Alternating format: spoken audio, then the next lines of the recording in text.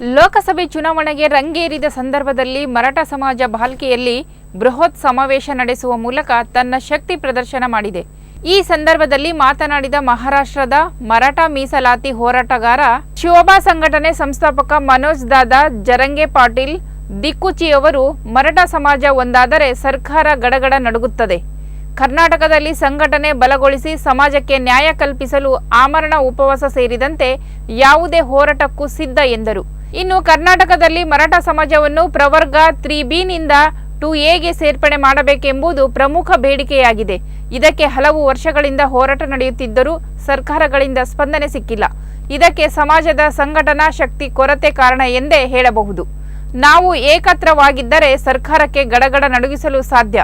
ರಾಜ್ಯದ 50 ಲಕ್ಷ ಮರಾಠರ ಜನರು ಒಂದಾಗಿ ಧ್ವನಿ ಎತ್ತಿದರೆ, ಸಂಘಟಿತರಾಗಿ ಹೋರಾಟಕ್ಕೆ ಧುಮುಕಿದರೆ ಬೇಡಿಕೆ ಅದ್ಹೇಗೆ ಈಡೇರುವುದಿಲ್ಲ ಎಂದು ಪ್ರಶ್ನಿಸಿದರು. ಇನ್ನು ಸಮಾವೇಶಕ್ಕೆ ಜಿಲ್ಲೆಯ ವಿವಿಧ ಕಡೆಗಳಿಂದ ಭಕ್ಷ್ಯಪೇದೆ ಮರೆತು ಆಗಮಿಸಿದ್ದ ಸಹಸ್ರಾರು ಮರಾಠ ಸಮಾಜ ಬಾಂಧವರು ಸಮಾವೇಶಕ್ಕೆ ಸಾಕ್ಷಿಯಾದರು.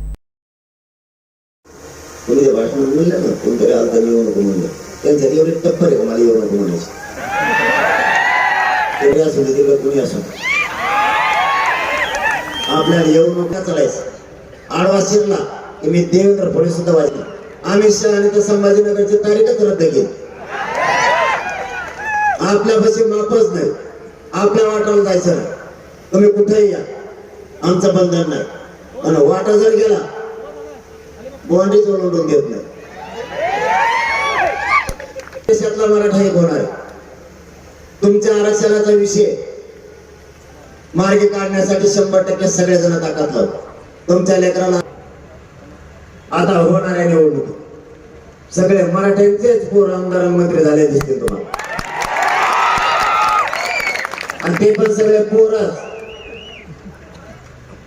आणि सगळे म्हातारे माणसं सगळे धोतरावले जाणार आहेत तिकडे. आला ते अजून बघा महाराष्ट्राची दिशा कशी बदलते. मुद्दाम कर्नाटक राज्यात सांगतो ते ऐकून बधीर झाले. त्यांना माहिती एकदा बोललं की होऊ शकतं. मी जर एकदा म्हणलो मुंबईत घुसल तर देशात कोणीच घुसलं नाही. आपण पठ्ठ्या घुसलो मराठे सगळे घेऊन. त्यांनी अर्ध्यातच अडविले. ओबीसी आरक्षणात यावं म्हणून अध्यादेश काढला. 2012च्या कायद्यात दुरुस्ती करून ज्या मराठ्यांच्या नोंदी नाहीत त्यांना सगळ्या स्वराच्या माध्यमातून नोंदी आणि आरक्षण दिलं जाईल. आता त्याची सध्या अधिसूचना काढल्यामुळं म्हणणं लोकांचं ते घेत आहे.